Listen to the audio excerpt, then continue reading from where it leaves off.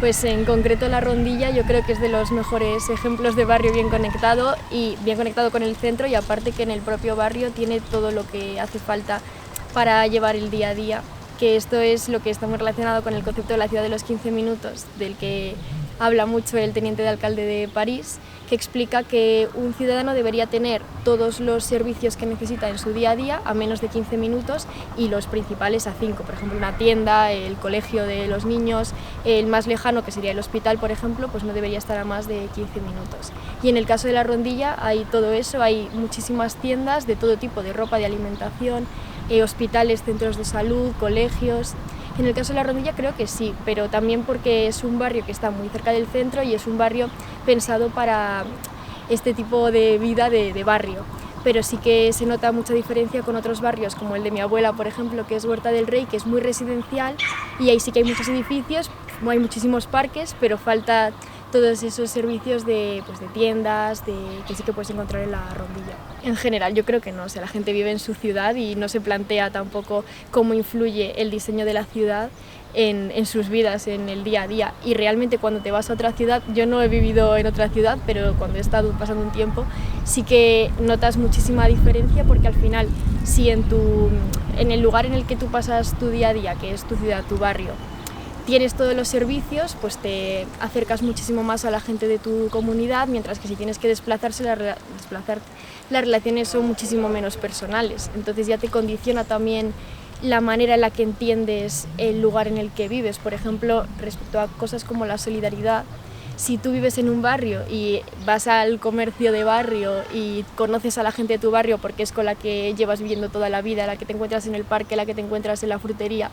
vas a tener mucho más ese arraigo y ese sentimiento de comunidad, mientras que si vives en un sitio en el que pues, te vas al Corte Inglés, al Carrefour y demás, es mucho más difícil crear ese sentimiento. Yo creo que la gente no se para a pensarlo porque al final lo damos por hecho todo, ¿no? Yo creo que ahora se está potenciando mucho el tema del transporte público con Aubasa, que ahora creo que ha pasado a ser Movasa, y también el tema de las bicis, que también lo va a gestionar esta empresa. Es lo que más he visto, que han dado más publicidad. He visto también que ahora empieza a haber como más servicios de tipo Cabify y Uber por la ciudad, que antes no había visto nunca. He visto estos días un par de coches que me ha llamado la atención, pero yo creo que lo que se está trabajando muchísimo más ahora es el transporte público y lo de las bicis, que se llevaba reclamando ya mucho tiempo, que vaya bici estaba bien, pero tenía muchísimas carencias. El más importante, o por lo menos de los que yo conozco, es lo de los presupuestos participativos que mueve el ayuntamiento, que no sé hasta qué punto la gente lo conoce, porque sí que creo que se promueve desde las concejalías. Por ejemplo, Alberto Bustos en Twitter siempre está animando a que la gente participe, pero yo no sé cuánta gente lo hace. Sí que sé, por ejemplo, que precisamente en mi barrio, en La Rondilla, la gente está muy implicada, en parte porque, por ejemplo, Alberto Bustos es de La Rondilla, entonces yo creo que como hay ese sentimiento de barrio y todos nos conocemos, pues intentamos trabajar para mejorar la situación del barrio. Pero yo creo, muchísima gente que conozco de esta ciudad nunca ha votado para nada en los presupuestos participativos. Por eso me hace mucha ilusión cuando hacen algo, por ejemplo el skatepark de Moreras, y luego cuentan, pues este proyecto es gracias a los presupuestos participativos. Creo que es muy importante que la gente vea que sirve de algo votar eso. A raíz de las prácticas que hice el año pasado en Verdeagua, tuve la oportunidad de conocer a muchísima gente que tenía proyectos muy interesantes, tanto dentro de Valladolid como fuera, pero claro, los que me llamaban la atención eran los de dentro de Valladolid, que yo no conocía, que eran muchísimos, había decenas de proyectos de los que yo no había oído hablar nunca, siendo de aquí de siempre.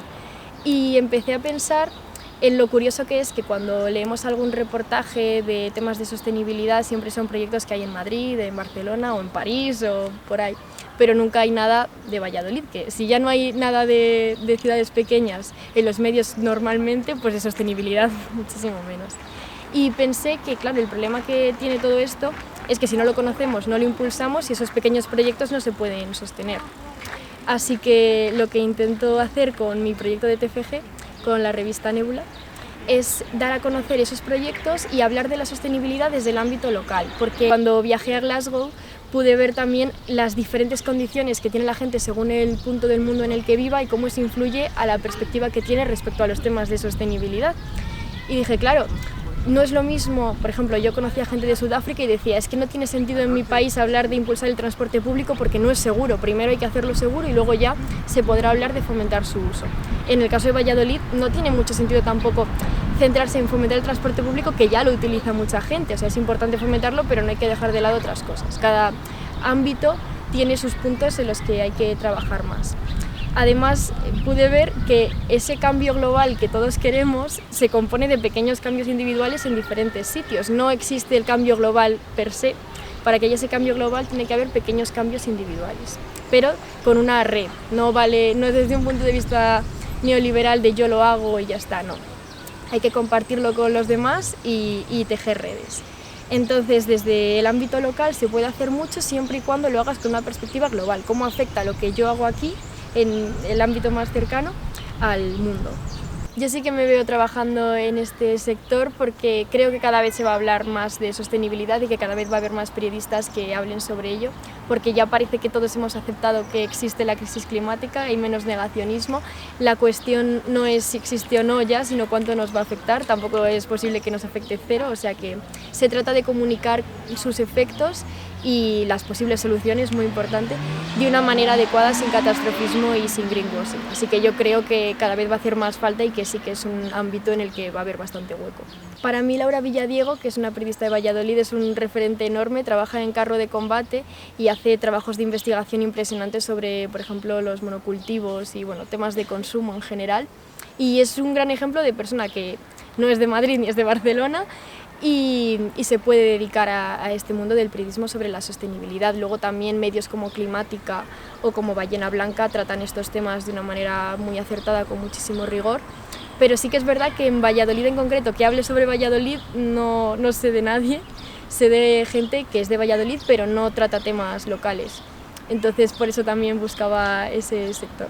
Para empezar, yo creo que lo más importante es tomar conciencia de que sí que importa cómo actúe cada uno, pero de la manera a la que decía antes, no individualismo, yo hago esto y ya está. Es como lo que yo hago influye en los demás de muchísimas maneras, en gran parte porque impulsa también el cambio de otras personas y pequeños cambios hacen un cambio colectivo. Para eso es muy importante que haya elementos que favorezcan la participación en las ciudades, porque el poder que puedo tener yo es ínfimo comparado con el que puede tener el ayuntamiento o en muchísima mayor medida pues el gobierno estatal. Y para eso hace falta que haya cauces de participación, pero también que la gente los conozca y que se forme para poder participar de una manera pues coherente, y para eso por supuesto hace falta que los periodistas se encarguen de esa tarea de hacer que la gente tenga esa información. La gente tiene muchas cosas que hacer, no se va a informar y va a comparar 1000 fuentes, eso se lo tenemos que dar hecho los periodistas, que es nuestro trabajo. Yo creo que Valladolid es de las ciudades en las que más fácil es implantar un modelo de movilidad sostenible, porque es una ciudad muy llana. En 2020, si no me equivoco, era la ciudad en la que más se caminaba de España. Por eso, porque es muy llana, hay un par de cuestas. Una es enana, que es la de la Bajada de la Libertad, y la otra es la de Parquesol, y vamos a poner un ascensor para una cuesta que tenemos. O sea que creo que es una ciudad bastante cómoda en ese sentido, que además tiene un tamaño muy bueno porque no es ni tan pequeña como para que los desplazamientos sean insignificantes, ni tan grande como Madrid o como Valencia, para que tengas que coger el metro o el bus o el coche, porque si no vas a estar andando hora y media. Además, el bus creo que funciona bastante bien, que eso también es algo que los que somos de Valladolid nos quejamos del bus, y luego cuando viene gente de otros sitios no entiende esas quejas porque funciona bastante bien. Yo creo que es muy cómoda, y eso, por ejemplo, para las bicis es que no hay cuestas, es que es muy fácil. Precisamente todo va en esa línea de tejer redes y de animarte a ti y a los demás a hacer el cambio, y para eso es muy importante que te rodees de gente que también lo esté intentando y que te pueda aportar cosas de las que puedas aprender. Hay muchas asociaciones, es verdad que en Valladolid hay menos, pero está Ecologistas en Acción, está Nanuki, por ejemplo, que hablan sobre temas de consumo, sobre temas de calidad del aire, que es muy interesante. Luego, de otros temas más específicos como la movilidad, pues hay también asociaciones de ciclistas, por ejemplo. Y al final, cuando te metes en grupitos de estos, te animas porque ves a los demás y dices, vale, no soy yo sola, y siempre está eso de querer estar a la altura de la gente de la que te rodeas. Yo creo que eso es muy útil, y también, pues, igual que redes físicas, redes en redes sociales. Es muy fácil ahora conocer a gente que esté en esa misma línea que tú y animarte, y eso lo ha demostrado, por ejemplo, Greta Thunberg. A través de las redes sociales se ha convertido en un referente. No creo que sea ella el máximo exponente del activismo, pero sí que representa que cuando la gente tiene un referente se une y puede hacer un gran cambio. Y si queréis enteraros de estas cosas, de cómo se afrontan las cuestiones de sostenibilidad en Valladolid y encontrar estos proyectos de los que hablaba que impulsan cambios en la ciudad, podéis leerlo en Nebula y en las redes sociales, que serán @Nebula también.